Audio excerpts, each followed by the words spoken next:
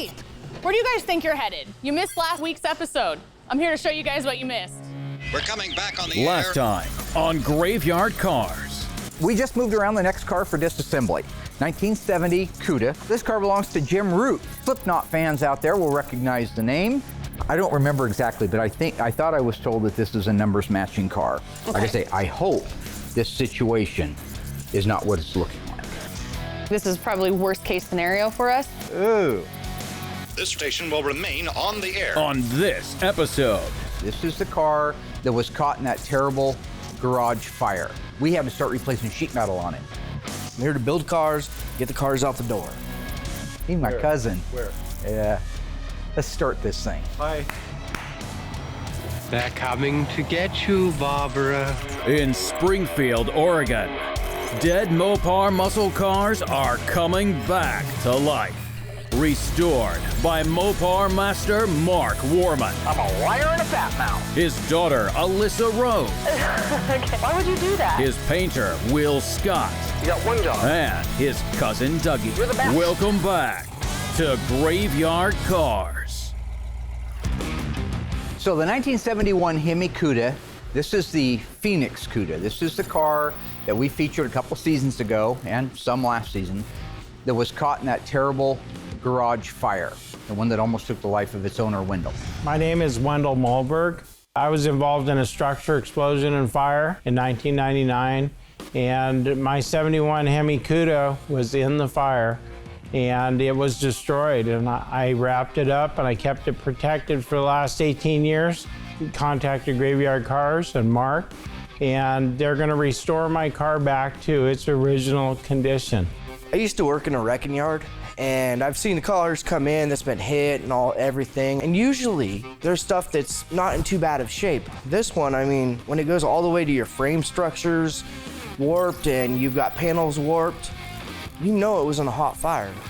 Once the car got here and it made its way through the queue, the first thing we did was disassemble it down to the raw shell.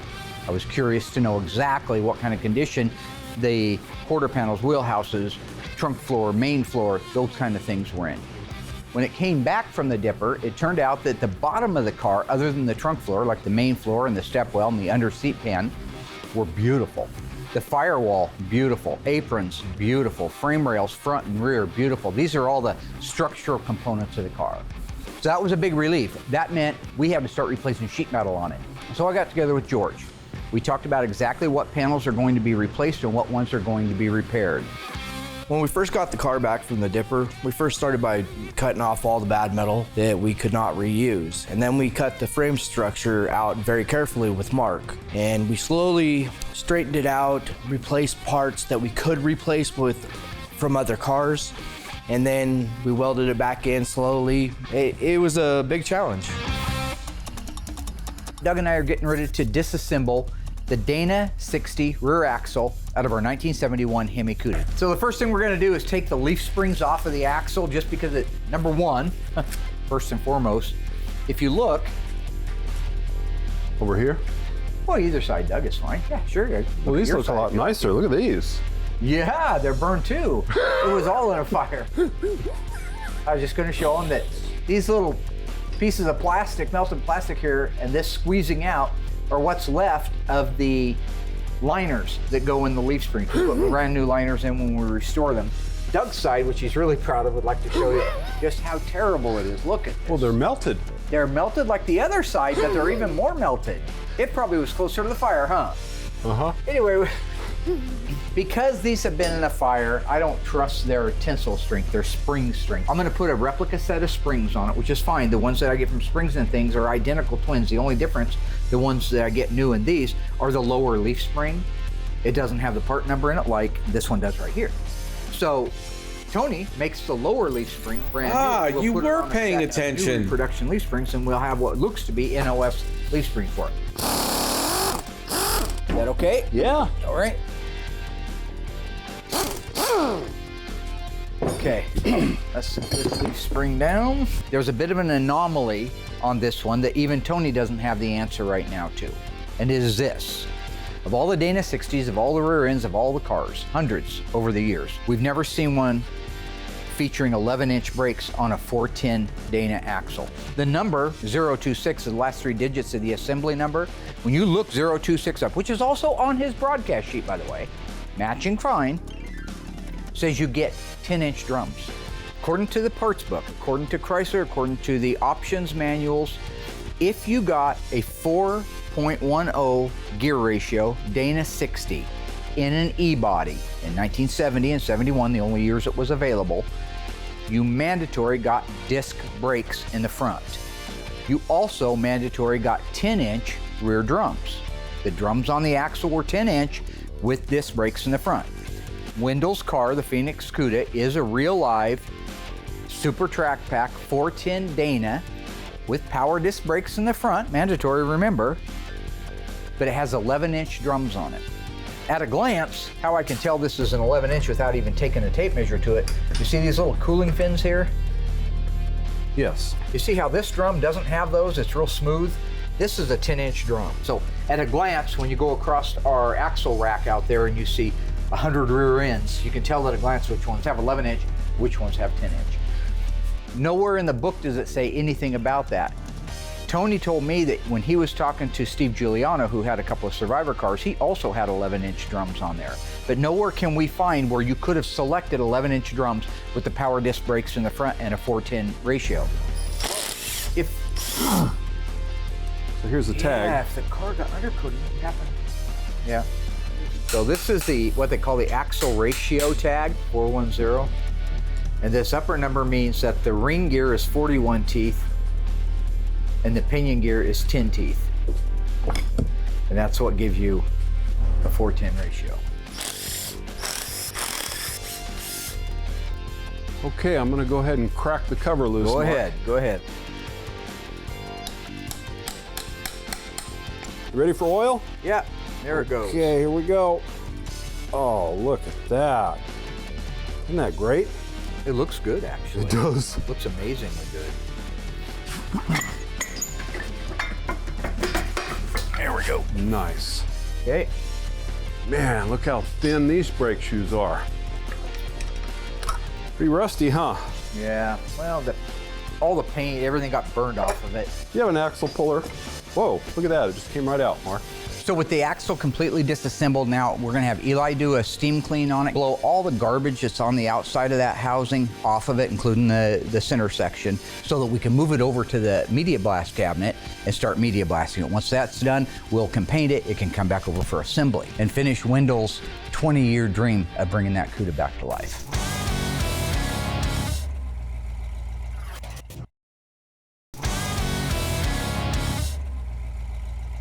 The Phoenix Cuda is a 1971 Hemi Cuda that was burned beyond recognition in a fire.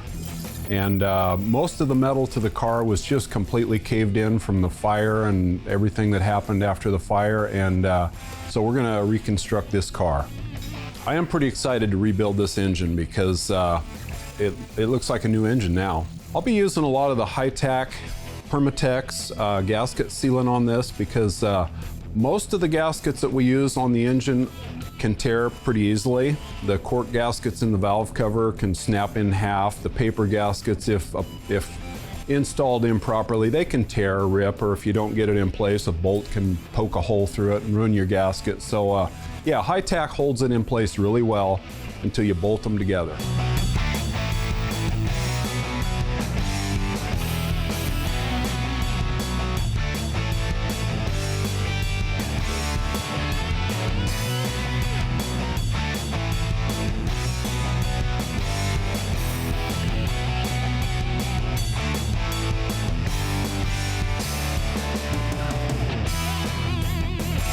Putting these engines together can be a little challenging. Sometimes threads aren't completely cleaned out inside, so sometimes I have to kind of thread chase some of the holes and clean them out again to make sure the bolts go in all the way. We don't want the bolts to strip out or get galled when they go in. So I think when we're done with this engine and this car, I think Wendell is going to be one really happy customer.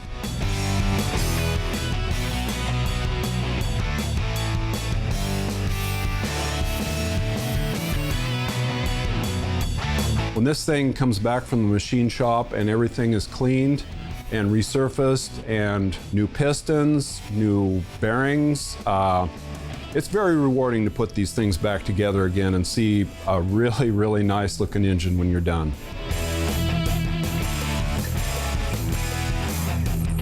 On the head gaskets, you have a perfectly flat milled surface, and you don't use any sealer in there because the head bolts will hold the head gasket in place. Okay, so when I get the engine assembled, I'm gonna go ahead and send it down to Will for some beautiful Hemi orange paint. And when Will gets this engine painted, it's gonna look awesome. And once it gets back from Will, I'm gonna go ahead and bolt the automatic transmission back on this thing, and we'll have it ready to go into the car. What I'm working on is an upper control arm off the Phoenix Cuda. It's pretty badly rusted and heat burned from the fire that it was in. And I've also got the rear breather tube off the back of the 426 Hemi engine from the Phoenix as well. And it doesn't even look restorable. It's burned pretty badly and a lot of rust on this. So we're gonna try the water blasting machine and see how it works on these parts. We used to sandblast all of our parts with a dry sand media blasting process. When we were done with it, it had a kind of a rough finish, and we're really excited about the water for a more thorough cleaning all the way through. After we get the upper control arm water blasted off really good, we're just gonna dry it, clean it. We'll put a satin clear finish on it, and then it's gonna be ready for build out on the front of the Phoenix Cuda. So when we moved into this building, we put in 2 brand new 7.5 horsepower rotary compressors. I worked with the company that put them in to make sure that we had the proper amount of air supply, both cubic feet per minute and as far as air pressure itself goes. So what they recommended we do when the compressors are in, to plumb off of them, we ran a 1.5-inch main line completely around the inside of the building. Mechanic shop, upstairs, downstairs, up in the parts room. It's just a great big 360. Then off of that 360, there are drop downs. Every 15, 20 feet, there's a drop down with a plug-in on it. Some have the real craft hose reels on it. Other ones just have the nipples to be able to plug an air line into, which is a fantastic system, but we now have 5 body men, a painter, and 2 helpers. Plus we have the mechanic shop. So what's happening is we're running low on air. So that's all this is an addition, a constant growth pattern for Graveyard Carz to make sure that the quality and the speed of what we're doing is never compromised. So Mark and I got the disassembly of the Phoenix Cuda rear end done. Got it all taken apart. Came apart really nicely. So we've got it all disassembled. We've sent the housing out to Eli. Eli is going to pressure wash it, steam clean it, and he'll use a lot of degreaser on it. He'll get it cleaned up really good. And as soon as Eli gets all that done, we're gonna send it down to Will for paint. And when it comes back, should be looking really good. The reason we're gonna have to work so hard on this rear end is because this was in a fire. And this thing has got some melted plastic on it. It's got a lot of rust from sitting for many, many years. It also has some grease on it still from some things that have leaked on it. So Eli will have a pretty good job ahead of him to clean this thing up.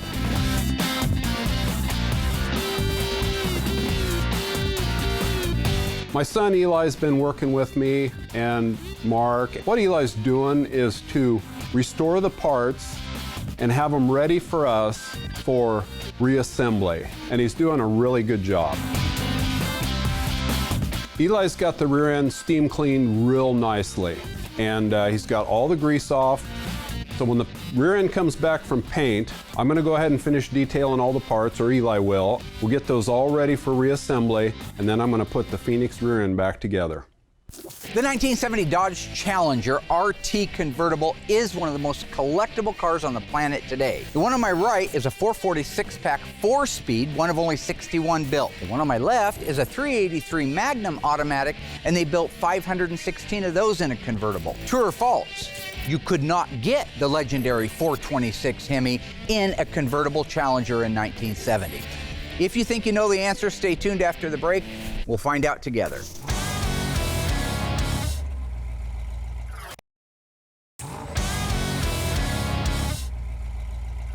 All right, folks, how did you do on that one?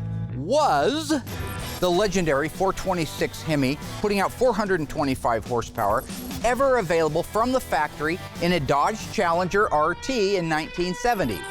If you guessed yes, wait for it, you would be right. Not real right, because they only built 9 of them. But yes, it was available in the 1970 Dodge Challenger RT convertible. Of the 9 that they made, 5 of them were 4-speeds and 4 of them were automatics. Again, making this car one of the most collectible cars in the world today. Okay, so one of the things that we have to deal with here, and I did even in the collision business, are damaged parts. Sheet metal typically are the most vulnerable to getting damaged. They're big, they're flimsy, it's hard to support them unless you put them in a big crate. So in the case of our roof skin from Auto Metal Direct, we just unboxed it and it turned out that it had gotten folded almost in half. Not quite, maybe by a third, right at the back half of it. That means that the rear window opening and the sail panels aren't right. There's no way I can put that on the car. I can't massage it after it's in place. I have to get it roughed out. That's what we're doing. We roll that roof up to where we can get the pinch weld exactly down on a flat plane, works like a dolly, and we go through and we metal shrink it. Tap, tap, tap, straighten, straighten, straighten, tap, tap, tap. You continue to do that until you get that nice opening at the back window. Then you move around, shape your quarter sail panel area and stress relieve the areas where it might have buckled. There's no doubt that the metal is stretched and I can shrink it. I can't do all of it while it's off the car. I can get it roughed out, that's what we're doing now, get it to a point where it'll go down on the car, we can put it in traction, clamp everything down, then I can metal finish it off. So we had no trouble getting the roof on there. The straighten out, the pre-straightening we had to do is perfect. I've done so many of these, I know the shape, I know all that stuff, which sounds arrogant, and I would hate to sound arrogant, but bottom line is that thing went on beautiful, so it allowed the guys to be able to weld it up. So they're just now finishing up all the grinding, all the welding. That'll be the last thing. That's the last piece that goes on that car. That'll be the end of the metal work. Okay, so it's been a long time since we tore down the Phoenix engine, so now we've got the engine back together, fully restored, and we've got a transmission restored for our 71 Phoenix Cuda, so we're gonna bolt the transmission back to the engine, put it on the installation cart, and await the installation. So, here we go. Look at that. All right. That was a nice lineup. There's a nice looking engine on the inside. Yeah, this thing should really run good again.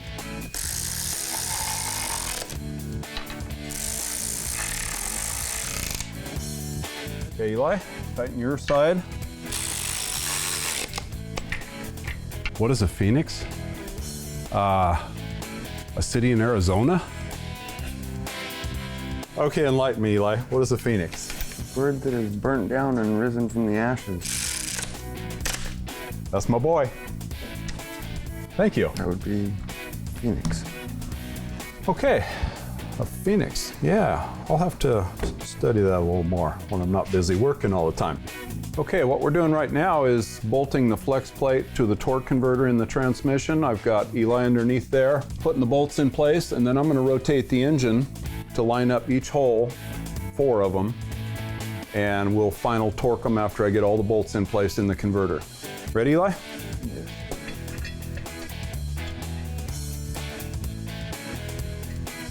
Okay, go ahead and rotate.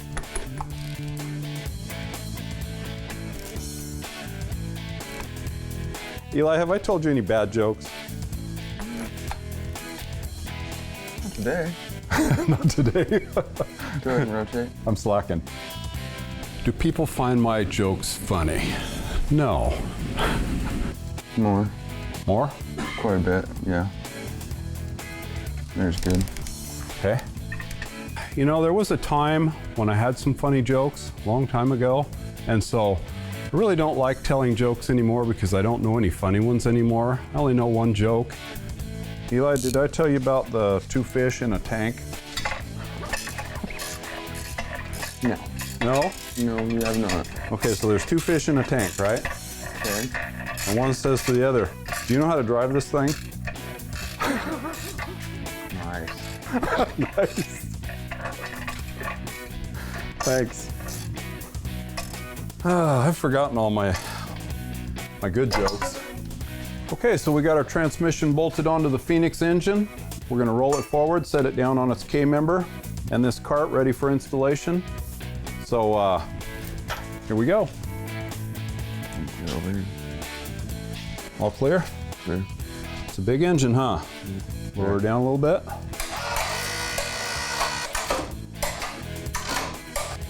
Okay. There we are.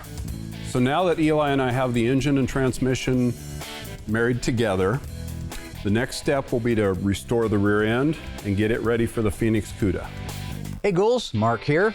I wanted to take a minute just to do a quick Mopar teaching moment. And this is a fun one because it has to do with the Dodge Super Bee. So in the late 60s, Dodge introduced their idea for the muscle cars as a group, calling them the Scat Pack.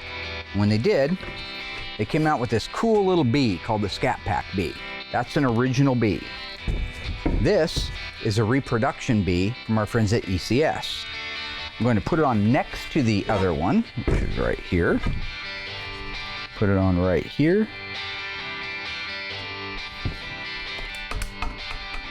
And let's compare them. Now here you can see the original 50-year-old Scat Pack bee on this quarter glass and the brand new one from our friends at ECS. Same color, same hue, same shading, same features all the way around. There's a reason we select the vendors we do. We do OEM restorations, OE restorations. So if you're doing an OE restoration and you'd like to compete, whether it's a national level or a local level, just make sure you buy the right parts from the right vendors.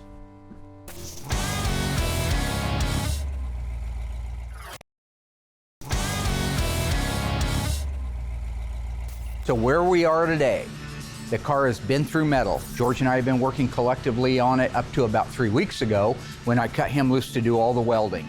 And so our new protocol, part of our standard operating procedures to make sure the quality is there, is that once they are done in the metal shop and they think that it's ready to have the mud work done, I have to sign off on it. And so I'm getting ready to go get George, bring him down here. We have it lit really nicely. We're gonna move it around, rotate it side to side. I need to check for the things that I can't do later after the mud work's done. If there's some things we've got to do, we need to do them now. All right, George, let's go ahead and rotate this up. We'll just go as close to vertical as possible with it. Well, Mark's been working really close with me on the car, and a couple weeks ago, he cut me loose on my own to do the welding and the last of the fitting. So finally, he's coming back and he's gonna see everything that I've done. I'm kind of excited, but really nervous. Pretty good right there. Right in there, great. So I'm just looking to see, is there any grinding left? I mean, these are all original panels, so the only grinding you might have would be on the trunk area? I think we got most of the grinding. Great. The main thing I'm focused on right now in this final sign-off of the metalwork is to be sure that we can dial in all of the body panels, the bolt-on body panels, and have good lines. In the past, we've made the mistake of saying, well, I think we can adjust the fender and get the gap between the door and the fender, only to find out that the fender was all the way maxed out and it should have been fit right before it actually went into the mudroom. Okay, frame rails, these are his originals. The holes are nice too. A lot of times these holes are caved in. This one has a little dent right here, so I want to fix that dent.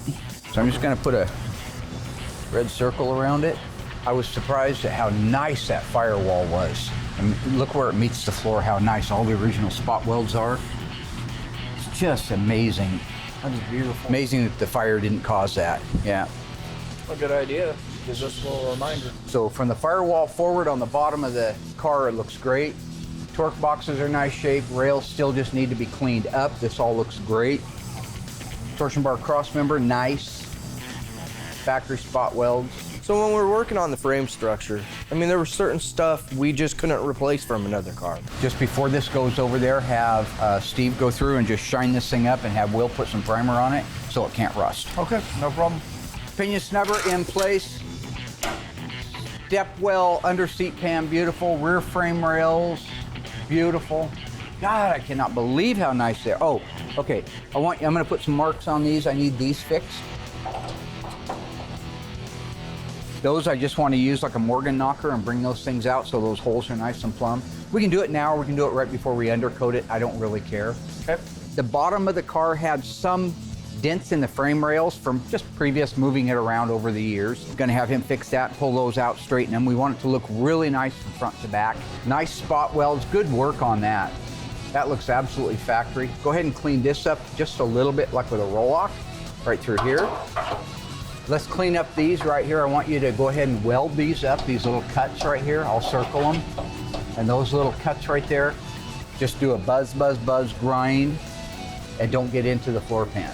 Just, I mean, we could use a filler on it, but it's a frame rail, and just so we can say we did. Okay, no problem.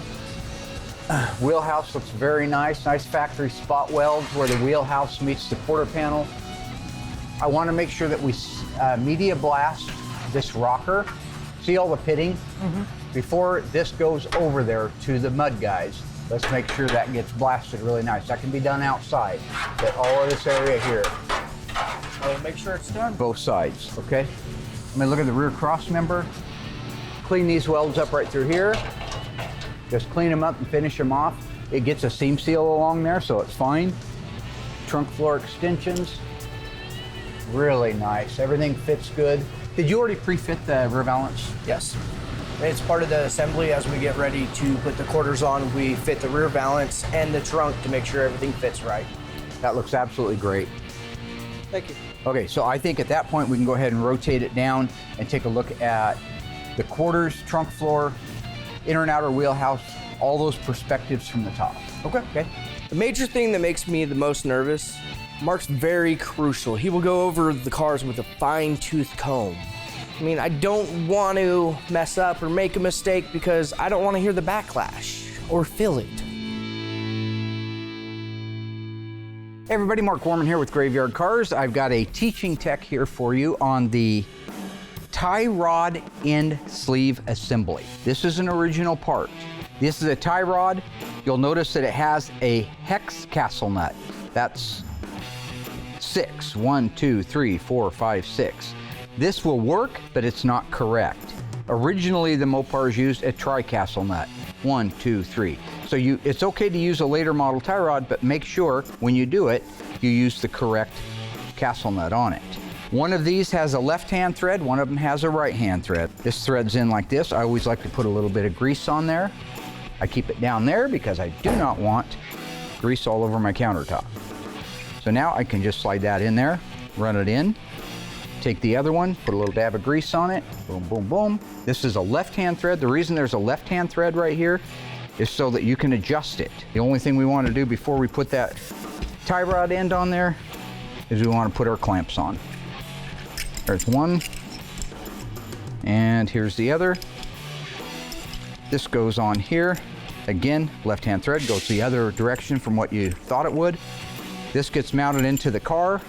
You grab this sleeve and you turn it. These would be fixed and it would make your tire go in and out, in and out. That's the way you do an OEM restoration on a tie rod sleeve assembly.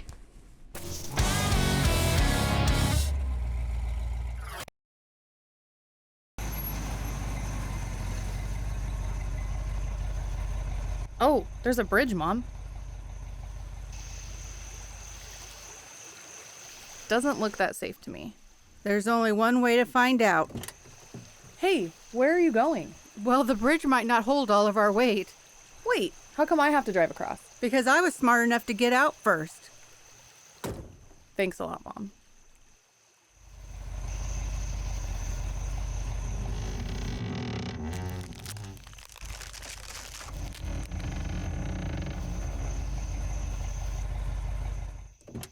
Hey, Mom, I made it. Good, good. Now come back and get your mother.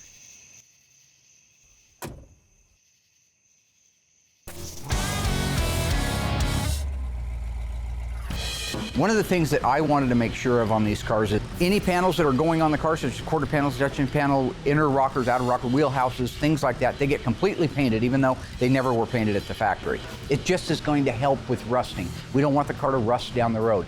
As we look around this car, you're going to see a lot of the B5 blue original color now in a jam form. Jamming meaning you'll see the floor, the under seat pan, the step well, the trunk floor, the wheelhouses, the insides of the quarters, because we replaced them, we had to replace the sound deadener and then paint them. So that's why you'll see a lot of the B5 blue paint on it.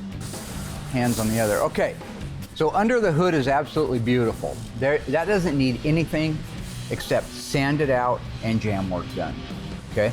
Okay. I've checked it off for all the holes. There are no extra holes that shouldn't be there, and the holes that should be there still look like they'll take a bolt in them, so we don't need to weld those up. So it looks to me like with some adjustment on the striker, the door needs to come out a little bit more to be able to line this plane up and this plane up. Once those two are lined up, this is going to be a little bit low right in here. But I think we're okay to use a little bit of filler, like just a good pass of filler to make a perfect line right there. Okay, no problem. Bottom of the door is really nice fit. Good job on that. Thank you. So this is the tricky part. The fenders from Auto Metal Direct are great, but they always need a little bit of tweaking, and this is usually where, and it has to be done before it goes over there.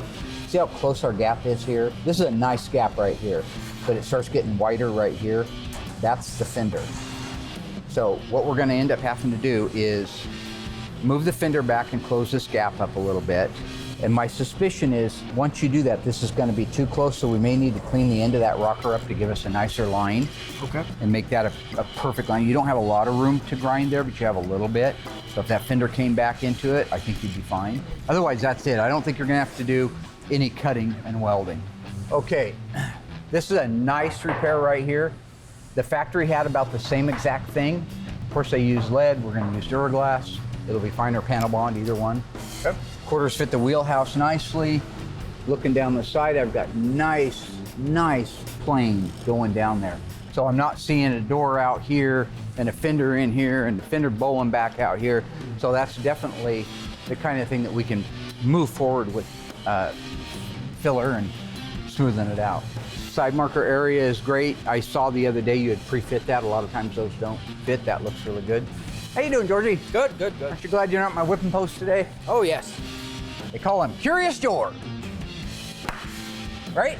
No. So anytime the camera's on and me and Mark's going over something, somewhere in it, he's gonna get a little bit crazy, start calling me curious or making fun of my name or just poking fun at me. What do your friends call you? George. George? Yep. But your last name's Muck George.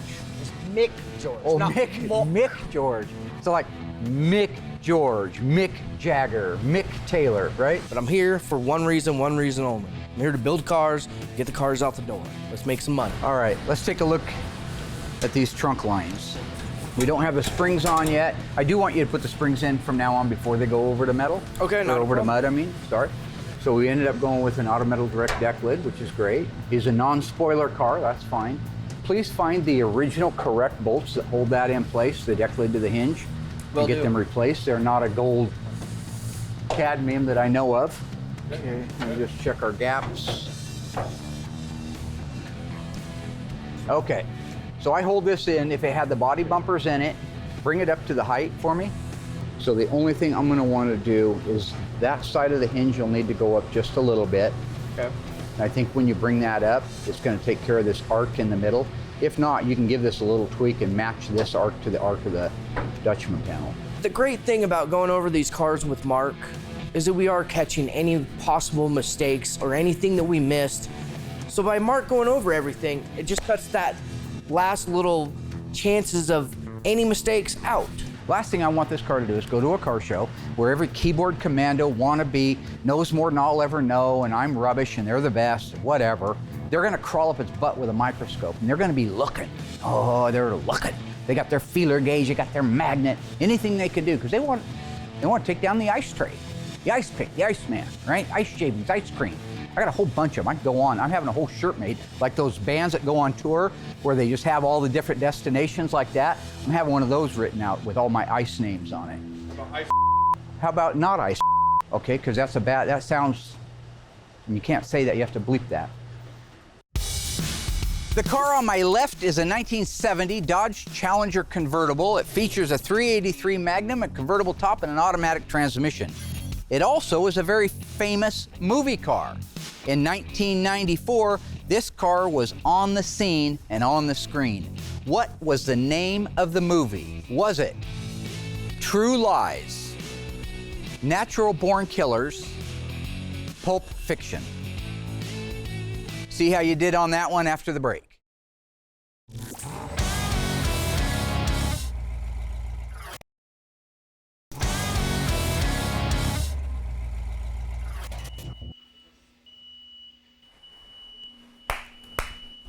We're my #1 cutting. Cutting Dougie. Cutting Dougie. And hello, Dougie. Hi, Mark. What you doing up there on that machine? Getting ready to change some light bulbs. None of them are burned out. Yeah, I know. Hey, you know Rapid Roy, the stock car boy? No. Yeah, too much to believe. He's always got an extra pack of cigarettes rolled up in his t-shirt sleeve. Yeah, he's got a tattoo on his arm that says baby. Got another one that just says hey. But every Sunday afternoon, he's a dirt track demon in a 57 Chevrolet. You want to go crazy? You want to play psycho? You want to do One Flew Over the Cuckoo's Nest? Adios. Replacing bulbs that aren't bad. Huh. These are all good. Huh.